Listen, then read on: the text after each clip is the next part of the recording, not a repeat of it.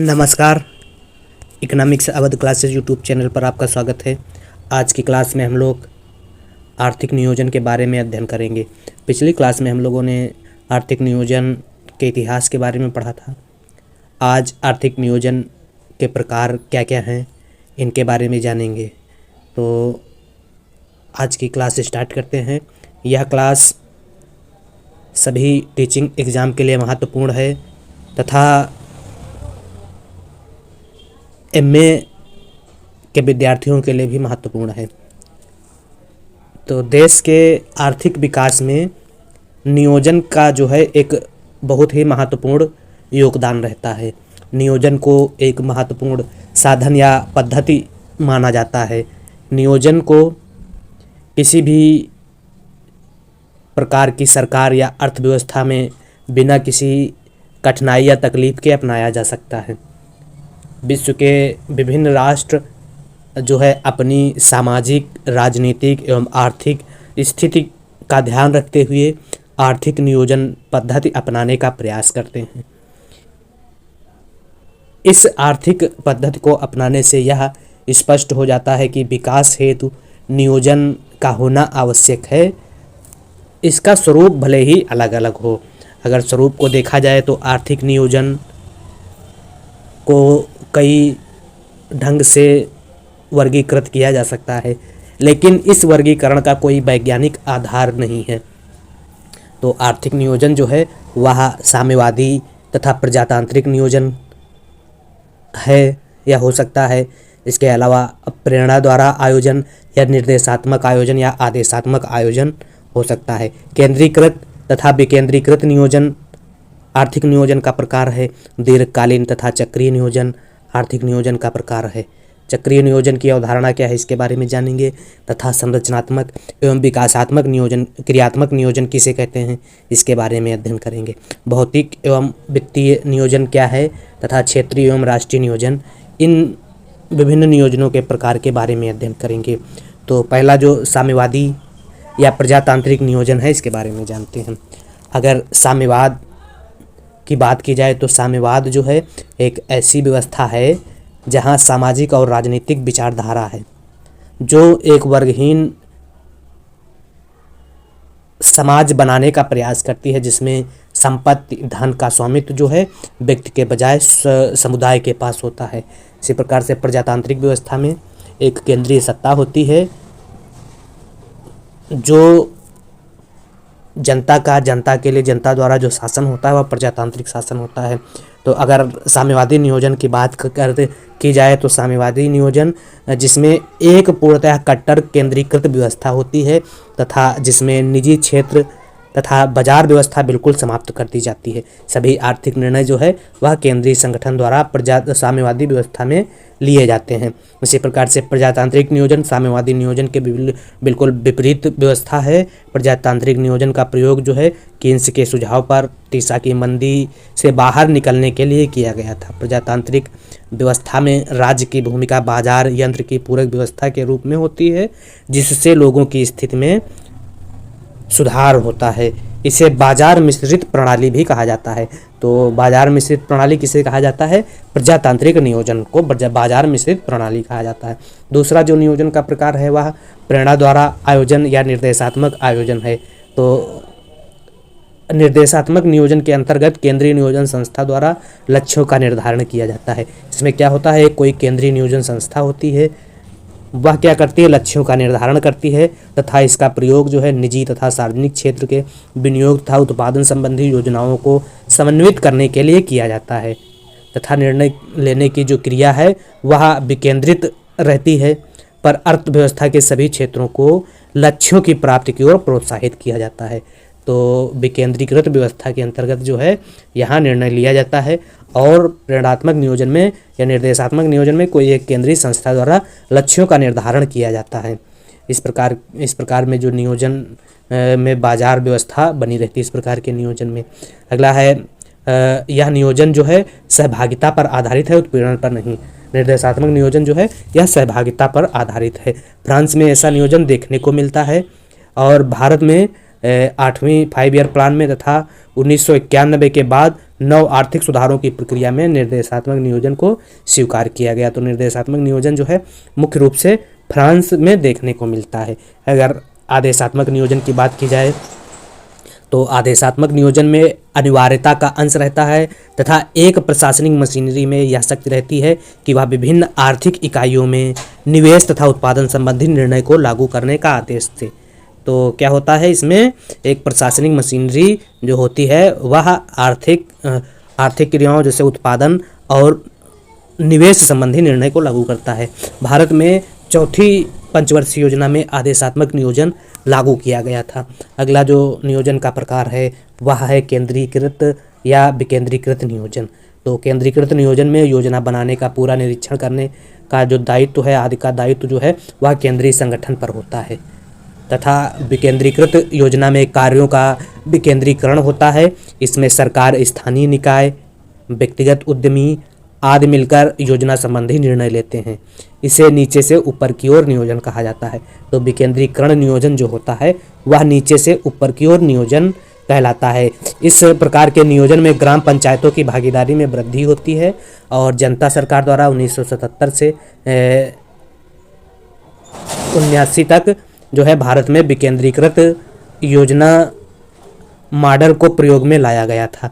जनता सरकार के शासन द्वारा फ्रांस के ही आधार पर निर्देशात्मक आयोजन पर बल दिया गया था।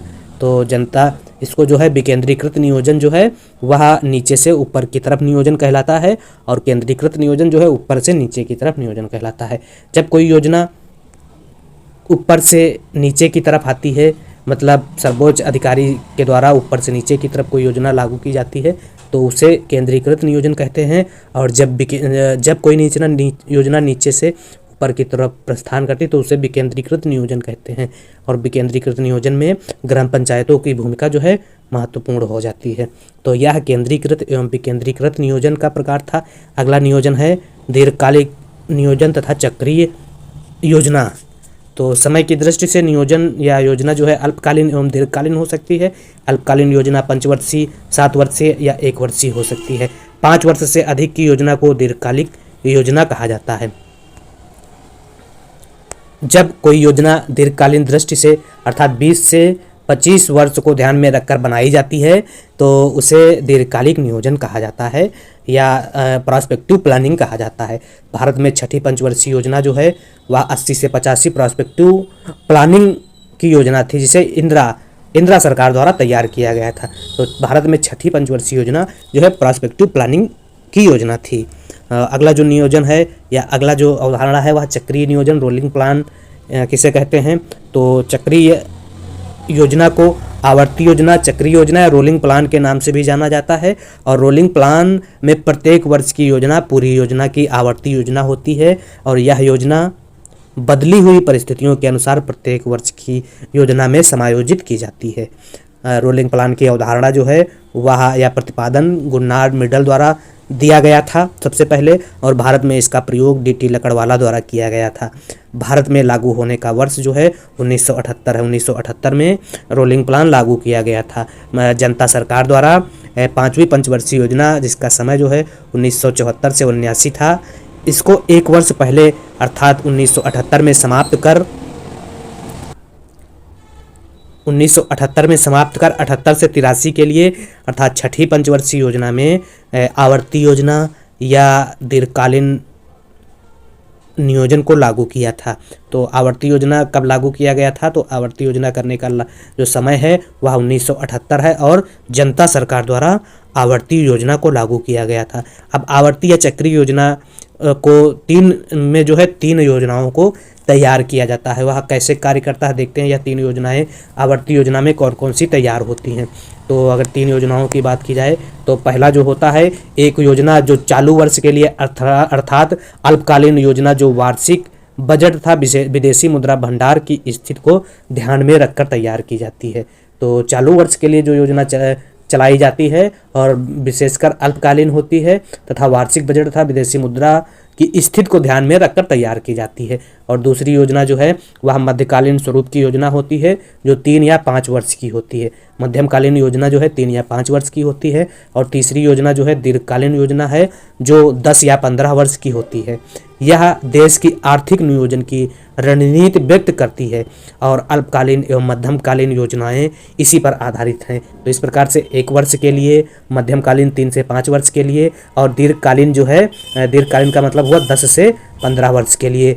तो इस प्रकार से आवर्ती योजना कार्य करती है। तो आवर्ती योजना जो है कुल मिला के देखा जाए तो यह दीर्घकालिक या प्रोस्पेक्टिव प्लानिंग का एक लक्षण दिखाता है। तो आवर्ती योजना को दीर्घकालीन योजना या रोलिंग प्लान भी कहा जा सकता है। अगली जो नियोजन का प्रकार है वह है संरचनात्मक या क्रियात्मक नियोजन। अगर संरचनात्मक नियोजन की बात की जाए तो संरचनात्मक नियोजन जो है दीर्घकालीन प्रकृति का होता है। विकासशील एवं समाजवादी देश इसका अनुसरण करते हैं। यह नियोजन आर्थिक विकास के साथ साथ सामाजिक ढांचे में परिवर्तन को महत्व देता है।